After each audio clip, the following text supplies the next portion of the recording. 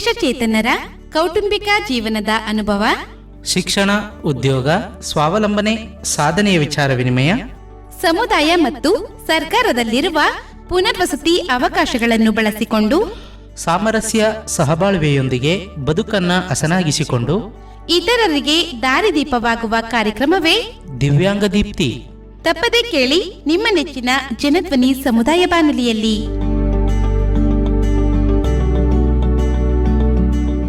ಪ್ರೀತಿಯ ಜನಧ್ವನಿ ಕೇಳುಗರಿಗೆ ನಮಸ್ಕಾರ. ನಾನು ನಿಮ್ಮ ಬಾನುಲಿ ಗೆಳತಿ ನೀಲಾವತಿ ಸರಗೂರು. ಕೇಳುಗರೆ, ದಿವ್ಯಾಂಗ ದೀಪ್ತಿ ಕಾರ್ಯಕ್ರಮಕ್ಕೆ ಆತ್ಮೀಯವಾದ ಸ್ವಾಗತ. ಇವತ್ತಿನ ದಿವ್ಯಾಂಗ ದೀಪ್ತಿ ಕಾರ್ಯಕ್ರಮದಲ್ಲಿ ಅಂತಾರಾಷ್ಟ್ರೀಯ ವಿಶೇಷಚೇತನರ ದಿನಾಚರಣೆ 2023 ಘೋಷವಾಕ್ಯ, ವಿಶೇಷಚೇತನರಿಗಾಗಿ ವಿಶೇಷಚೇತನರೊಂದಿಗೆ ವಿಶೇಷಚೇತನರಿಂದ ಸುಸ್ಥಿರ ಅಭಿವೃದ್ಧಿ ಗುರಿಗಳನ್ನು ಸಂರಕ್ಷಿಸಲು ಮತ್ತು ಸಾಧಿಸಲು ಕಾರ್ಯಪ್ರವೃತ್ತರಾಗುವಿಕೆಯಲ್ಲಿ ಒಗ್ಗಟ್ಟು ಎಂಬ ವಿಷಯದ ಕುರಿತು ಕಾರ್ಯಕ್ರಮದಲ್ಲಿ ಮಾತನಾಡಲಿದ್ದಾರೆ ಸರಗೂರಿನ ವಿವೇಕಾನಂದ ಸ್ಮಾರಕ ಆಸ್ಪತ್ರೆಯ ಕೀಲು ಮತ್ತು ಮೂಳೆ ರೋಗ ತಜ್ಞರು ಮತ್ತು ಸಲಹೆಗಾರರಾದ ಡಾಕ್ಟರ್ ಎಂಆರ್ ಸೀತಾರಾಮ್ರವರು. ಬನ್ನಿ ಅವರನ್ನ ಕಾರ್ಯಕ್ರಮಕ್ಕೆ ಸ್ವಾಗತಿಸುತ್ತಾ ಅಂತಾರಾಷ್ಟ್ರೀಯ ವಿಶೇಷಚೇತನರ ದಿನಾಚರಣೆಯ ಘೋಷವಾಕ್ಯದ ಕುರಿತು ಒಂದಿಷ್ಟು ವಿಚಾರಗಳನ್ನ ತಿಳಿಯೋಣ. ಎಲ್ರಿಗೂ ನಮಸ್ಕಾರ. ವಿಶ್ವ ವಿಶೇಷಚೇತನರ ದಿನಾಚರಣೆಯ ಶುಭಾಶಯಗಳು. ಈ ಕಾರ್ಯಕ್ರಮ ಆಯ್ತಲ್ಲ, ಯಾರೋ ಒಬ್ರು ಪ್ರಾರ್ಥನೆ ಮಾಡಿದ್ರು. ಯಾರು ಪ್ರಾರ್ಥನೆ ಮಾಡಿದ್ದು? ಪ್ರಾರ್ಥನೆ ಮಾಡಿದಂಥವ್ರ ಹೆಸರೇನಪ್ಪ? ನಮ್ಮ ಹೆಸರು ರಾಘವೇಂದ್ರ ಅಂತಾನೆ. ಇವತ್ತು ಹಾಡು ಹೇಳ್ದಂಥವ್ರು ರಾಘವೇಂದ್ರ ಮರಿಬಾರ್ದು. ಈಗ ಎರಡನೇ ಪ್ರಶ್ನೆ ನೋಡೋಣ, ಯಾರು ಕೇಳಿಸ್ಕೊಂಡಿದ್ದೀರಾ ಅಂತ. ಅವ್ರು ಪ್ರಾರ್ಥನೆ ಮಾಡಿದ್ರಲ್ಲ, ಯಾವ ಹಾಡು ಹೇಳಿದ್ರು? ಗಣೇಶ ನಿನ್ನ ಮಹಿಮೆ ಅಪಾರ ಅಂತ ಹೇಳಿದ್ರು ಅಲ್ವಾ? ಓಕೆ. ಗಣೇಶನ್ ಚಿತ್ರ ನೋಡಿದೀವ? ನೋಡಿದ್ದೀರಾ? ಗಣೇಶನ್ ಕಿವಿ ಹೇಗಿದೆ? ಇಷ್ಟಲ್ಲ ಕಿವಿ ಅಲ್ವಾ?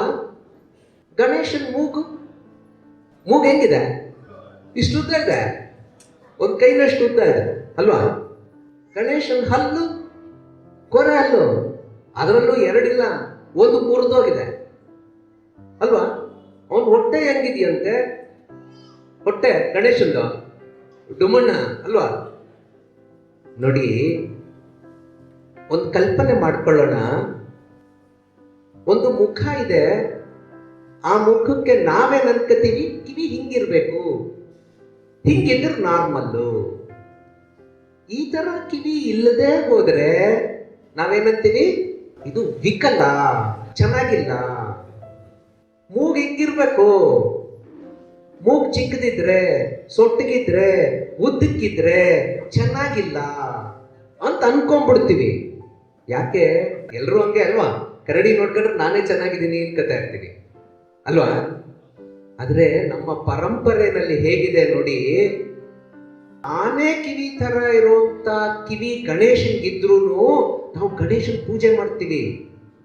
ಯಾವ ಮನುಷ್ಯನಿಗೂ ಇಲ್ಲದೆ ಇರುವಂತ ವಿಕಾರವಾದಂತ ಇಷ್ಟುದ್ದ ಮೂಗಿರುವಂತ ಗಣೇಶನ್ನ ನಾವು ಪೂಜೆ ಮಾಡ್ತೀವಿ. ನಂಜುಂಡೇಶ್ವರ, ಎಷ್ಟು ಕಣ್ಣು ನಂಜುಂಡೇಶ್ವರನಿಗೆ?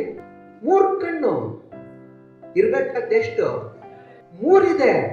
ವಿಕಲ ಅಂತ ಕರೀಲಿಲ್ಲ ನಾವು, ಈಶ್ವರ ಅಂತ ಪೂಜೆ ಮಾಡ್ತೀವಿ ನಾವು ಅಲ್ವಾ?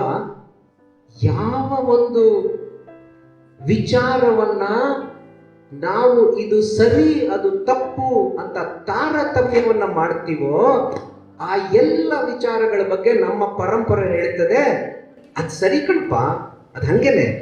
ಹಂಗಿದ್ರೂ ಅದರಲ್ಲಿ ದೈವತ್ವವನ್ನ ಕಾಣಬೇಕು ನಾವು, ಪೂಜ್ಯತೆಯನ್ನ ಕಾಣಬೇಕು ನಾವು. ತಿರಸ್ಕಾರ ಮಾಡೋದಲ್ಲ, ತಾತ್ಸಾರ ಮಾಡೋದಲ್ಲ. ಪ್ರತಿಯೊಂದು ವ್ಯಕ್ತಿಯಲ್ಲೂ ಕೂಡ ದೈವತ್ವ ಅಡಗಿದೆ, ಪ್ರತಿಯೊಂದು ವ್ಯಕ್ತಿಯಲ್ಲೂ ಸಾಮರ್ಥ್ಯ ಅಡಗಿದೆ. ಆ ಸಾಮರ್ಥ್ಯವನ್ನ ಹೊರಗೆ ತೆಗೆಯೋ ಜವಾಬ್ದಾರಿ ನಮ್ಮದು. ಗಣೇಶನ್ ನಾವು ಹಾಸ್ಯ ಮಾಡ್ಬೋದು, ನೋಡಲ್ಲ ಆನೆ ಕಿವಿ, ಹಾಸ್ಯ ಮಾಡ್ಬೋದು, ನಮಸ್ಕಾರನೂ ಮಾಡ್ಬೋದು. ನಾವೇನ್ ಮಾಡ್ತೀವಿ ಅನ್ನೋದ್ರ ಮೇಲೆ ನಮಗೆ ಯಾವ ಫಲ ಸಿಗುತ್ತೆ ಅನ್ನೋದು ತೀರ್ಮಾನ ಆಗುತ್ತೆ. ಗಣೇಶ ಈ ತರಹ ವಿಕಲ ಚೇತನರಲ್ಲಿ ಯಾವ ಕುಂದೂ ಇಲ್ಲ ಅಂತ ಘಂಟಾಘೋಷವಾಗಿ ಹೇಳ್ತಾ ಇರುವಂತ ಒಂದು ದೊಡ್ಡ ಪ್ರತೀಕ. ಗಣೇಶನ್ ನಮಸ್ಕಾರ ಮಾಡ್ತಾ ಮಾಡ್ತಾ ನಮ್ಮ ಸುತ್ತಮುತ್ತೂರು ಯಾರಾದರೂ ಆ ಥರದವ್ರಿದ್ರೆ, ಕಿವಿ ಕೇಳಿಸಲ್ಲ, ಮೂಗೇನೋ ಸೊಟ್ಟಿಗಿದೆ, ಕಣ್ ಕಾಣಿಸಲ್ಲ ಅಂಥವ್ರಿದ್ರೆ ಅವರನ್ನು ನಾವು ತಾತ್ಸಾರ ಮಾಡುವಂಥದ್ದು ಬೇಡ. ಅವರಲ್ಲಿರುವಂಥ ಗಣೇಶನ್ ಗುರುತಿಸೋಣ, ನಮಸ್ಕಾರ ಮಾಡೋಣ. ಆಗ್ಬೋದಾ? ಪ್ರಾರ್ಥನೆಯ ಮುಖ್ಯವಾದಂಥ ಉದ್ದೇಶ ಅದೇ. ಅದನ್ನ ನಾವೆಲ್ಲ ಅರ್ಥ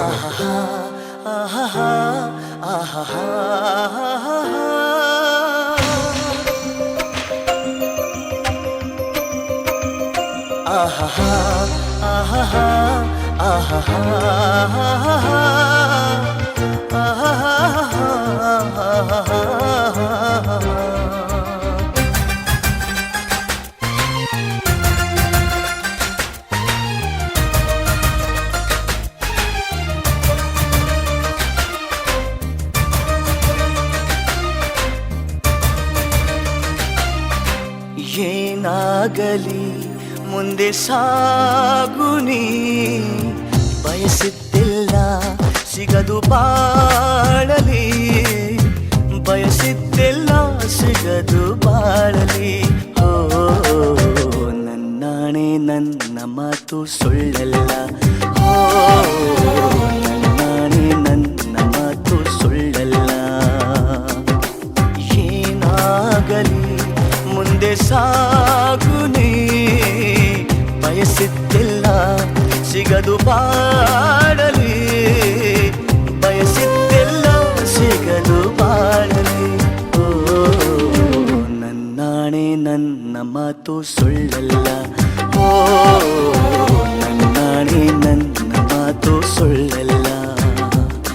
ಆಹಾ ಆಹಾ ಆಹಾ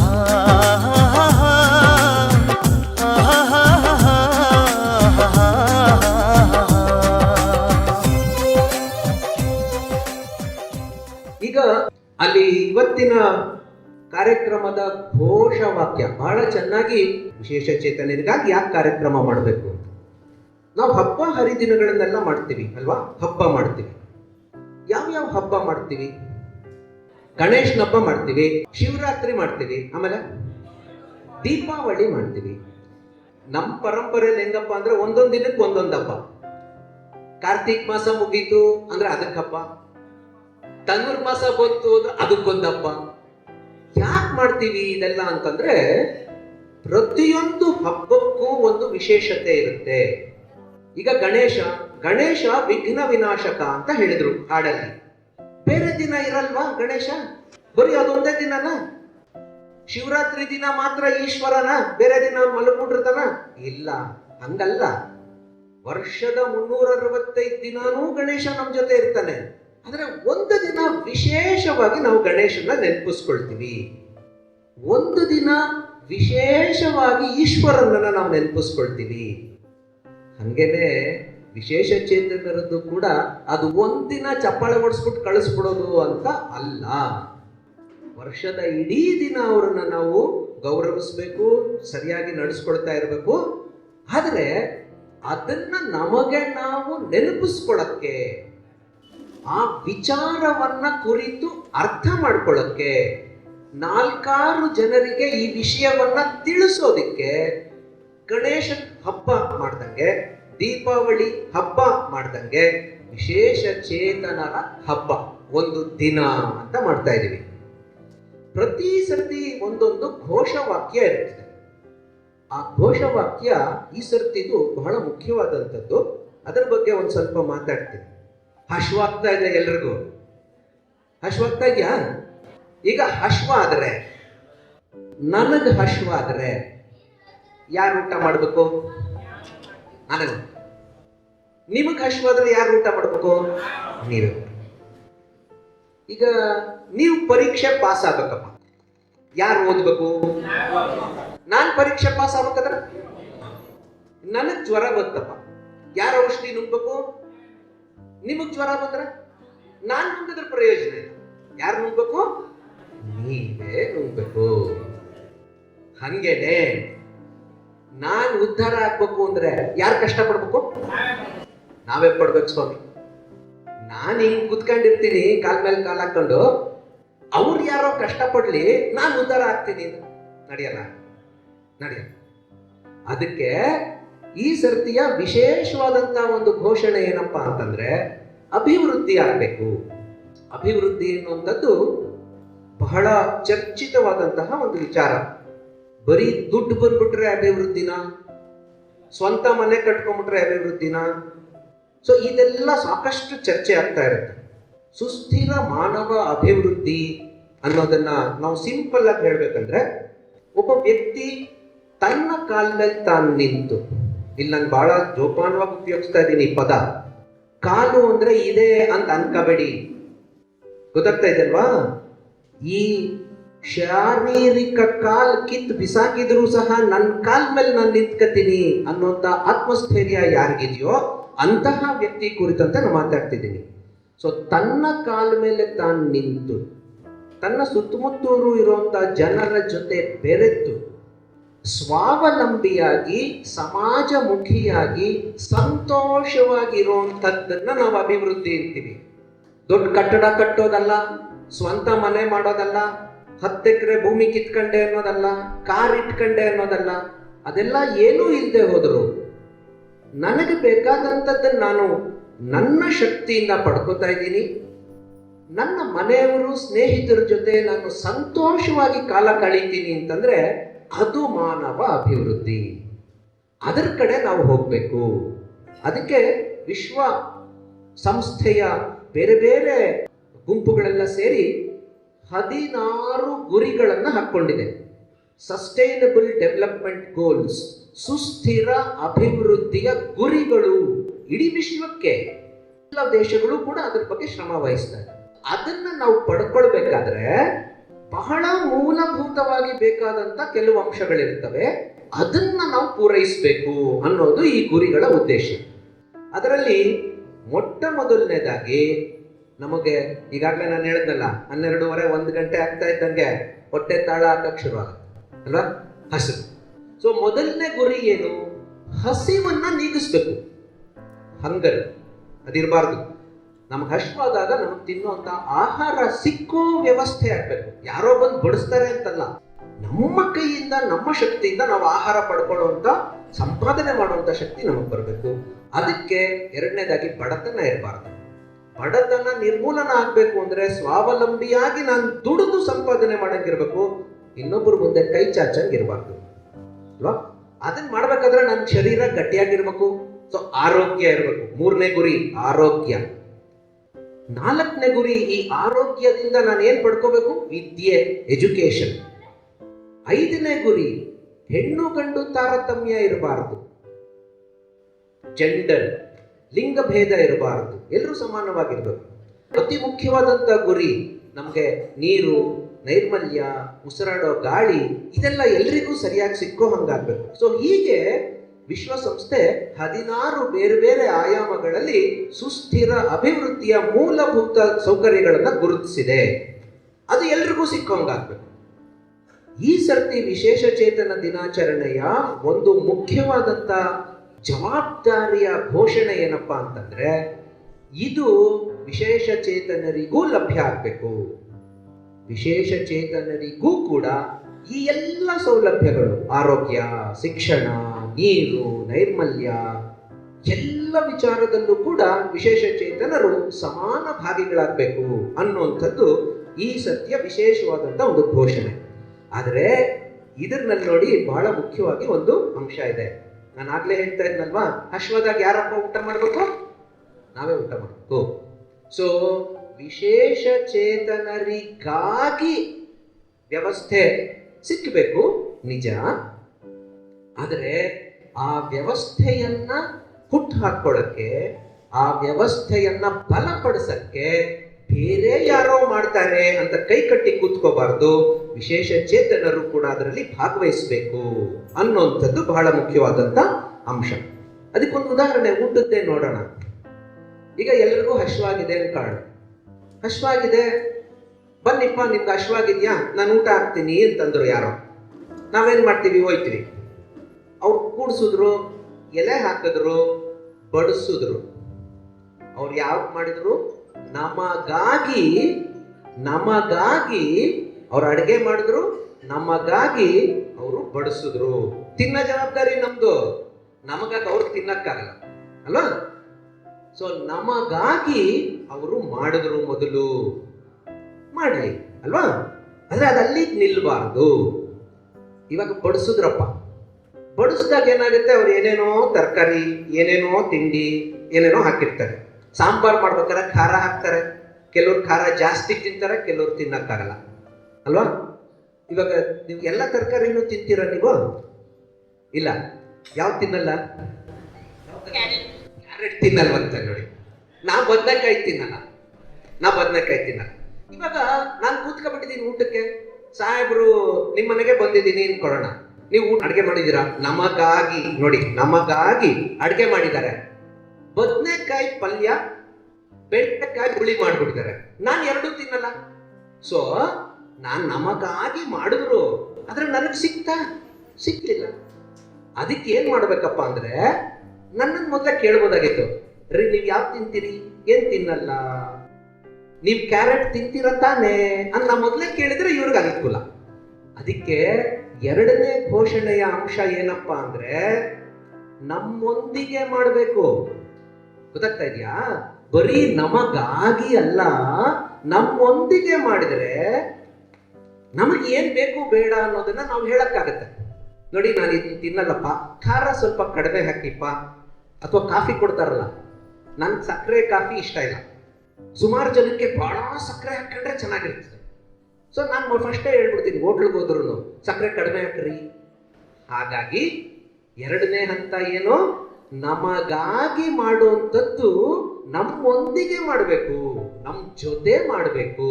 ಆವಾಗ ಅದು ಹೆಚ್ಚು ಅರ್ಥಪೂರ್ಣವಾಗುತ್ತೆ. ಆಯ್ತಾ? ನಾನೇನೋ ಹೇಳಿದೆ ಅವ್ರಿಗೆ, ನನಗೆ ಕೇಸರಿ ಬಾತ್ ಇಷ್ಟ, ಕೇಸರಿ ಬಾತ್ ನೀವು ಮಾಡ್ತೀರಾ? ಕೇಸರಿ ಬಾತ್ ಮಾಡ್ಬಿಡ್ತೀರಂತೆ. ಸೊ ನನಗೆ ನಿಮ್ಗೆ ಬರ್ದೇ ಇರೋ ತಿಂಡಿ ಹೇಳಿ, ಕ್ಯಾರೆಟ್ ಅಲ್ವಾ? ಅವ್ರಿಗೆ ಕ್ಯಾರೆಟ್ ಇಷ್ಟ ಇಲ್ಲ ಅಂತ ಬೇರೆ ಹೇಳ್ಬಿಟ್ರು. ಸೊ ಕ್ಯಾರೆಟ್ ಹಲ್ವಾ ಬೇಕು ಅಂತ ನಾನು ಅವ್ರಿಗೆ ಹೇಳಿದ್ನಪ್ಪ. ಅವರು ಯೋಚನೆ ಮಾಡಿದ್ರು, ಸಾರ್ ನಾನು ಕ್ಯಾರೆಟ್ ಹಲ್ವಾ ಮಾಡಕ್ ಬರಲ್ವಲ್ಲ, ಏನ್ ಮಾಡೋಣ? ಹಾಗೇನ್ ಮಾಡ್ಬೇಕು ಹೇಳಿ? ನನಗೆ ಗೊತ್ತದು. ಸೊ ನಾನೇನ್ ಮಾಡ್ಬೇಕು? ನಾನು ಹೋಗಿ ಮಾಡಬೇಕು. ನನಗಾಗಿ ಮಾಡೋದು ಒಂದು ಹಂತ, ನನ್ನೊಂದಿಗೆ ಸೇರ್ಕೊಂಡು ಮಾಡೋದು ಇನ್ನೊಂದು ಹಂತ, ಮುಖ್ಯವಾದಂಥ ಮೂರನೇ ಹಂತ, ನನ್ನಿಂದಲೇ ಮಾಡಿದಾಗ ನನಗೆ ಹೆಂಗ್ ಬೇಕು, ಎಷ್ಟು ಸಕ್ಕರೆ ಬೇಕು, ಎಷ್ಟು ಹಾಲು ಬೇಕು, ಎಷ್ಟು ಕ್ಯಾರೆಟ್ ಬೇಕು, ಏಲಕ್ಕಿ ಚೆನ್ನಾಗಿರುತ್ತೆ ಏಲಕ್ಕಿ ಹಾಕಿದ್ರೆ. ಸೊ ನನಗೆ ಹೆಂಗ್ ಬೇಕೋ ನಾನು ಹಂಗೆ ತೀರ್ಮಾನ ಮಾಡಿ ಮಾಡ್ಕೊಳ್ಬಹುದು.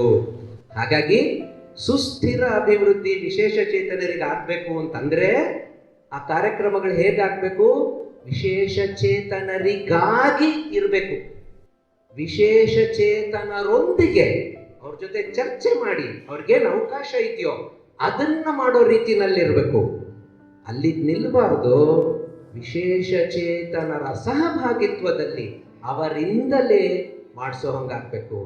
ಆಗ ಸುಸ್ಥಿರ ಅಭಿವೃದ್ಧಿ ಆಗತ್ತೆ. ಸೊ ಇವಾಗ ಏನ್ ಮೂರು ಬಂತು? ನಮಗಾಗಿ, ನಮ್ಮೊಂದಿಗೆ, ನಮ್ಮಿಂದ. ಸಂಘಟಿತ ಪ್ರಯತ್ನ, ಒಗ್ಗಟ್ಟು ಆಗಿರ್ಬೇಕು. ಸುಸ್ಥಿರ ಅಭಿವೃದ್ಧಿ ಹೆಂಗಾಗ್ಬೇಕು ಹೇಳಿ? ನಮಗಾಗಿ, ನಮ್ಮೊಂದಿಗೆ, ನಮ್ಮಿಂದಲೇ ಆದಾಗ, ಸಂಘಟಿತವಾಗಿ ಯಶಸ್ವಿಯಾಗೋದಕ್ಕೆ ಸಾಧ್ಯ ಆಗುತ್ತೆ. ಅವಾಗ ಈ ಕಾರ್ಯಕ್ರಮದ ವಿಶೇಷವಾದಂತಹ ಅರ್ಥಪೂರ್ಣತೆ, ಸಾರ್ಥಕತೆ ಬರುತ್ತೆ. ಎಲ್ಲರೂ ಆ ಥರ ಆಗ್ಲಿ ಅಂತ ಹೇಳಿ ಎಲ್ಲರಿಗೂ ಶುಭ. ಕೇಳುಗರೆ, ಇದುವರೆಗೂ ದಿವ್ಯಾಂಗ ದೀಪ್ತಿ ಕಾರ್ಯಕ್ರಮದಲ್ಲಿ ಅಂತಾರಾಷ್ಟ್ರೀಯ ವಿಶೇಷಚೇತನರ ದಿನಾಚರಣೆ 2023ರ ಘೋಷವಾಕ್ಯ ವಿಶೇಷಚೇತನರಿಗಾಗಿ, ವಿಶೇಷಚೇತನರೊಂದಿಗೆ, ವಿಶೇಷಚೇತನರಿಂದ ಸುಸ್ಥಿರ ಅಭಿವೃದ್ಧಿ ಗುರಿಗಳನ್ನು ಸಂರಕ್ಷಿಸಲು ಮತ್ತು ಸಾಧಿಸಲು ಕಾರ್ಯಪ್ರವೃತ್ತರಾಗುವಿಕೆಯಲ್ಲಿ ಒಗ್ಗಟ್ಟು ಈ ವಿಷಯದ ಕುರಿತು ಇದುವರೆಗೂ ಕಾರ್ಯಕ್ರಮದಲ್ಲಿ ಮಾತನಾಡಿದವರು ಸರಗೂರಿನ ವಿವೇಕಾನಂದ ಸ್ಮಾರಕ ಆಸ್ಪತ್ರೆಯ ಕೀಲು ಮತ್ತು ಮೂಳೆ ರೋಗ ತಜ್ಞರು ಮತ್ತು ಸಲಹೆಗಾರರಾದ ಡಾಕ್ಟರ್ ಎಂಆರ್ ಸೀತಾರಾಮ್ರವರು. ಇಲ್ಲಿಗೆ ಇವತ್ತಿನ ದಿವ್ಯಾಂಗ ದೀಪ್ತಿ ಕಾರ್ಯಕ್ರಮವನ್ನ ಮುಕ್ತಾಯ ಮಾಡೋಣ. ಮುಂದಿನ ಸಂಚಿಕೆಯಲ್ಲಿ ಮತ್ತೊಂದು ಕಾರ್ಯಕ್ರಮದಲ್ಲಿ ಭೇಟಿಯಾಗೋಣ. ಅಲ್ಲಿಯವರೆಗೂ ನಮಸ್ಕಾರ.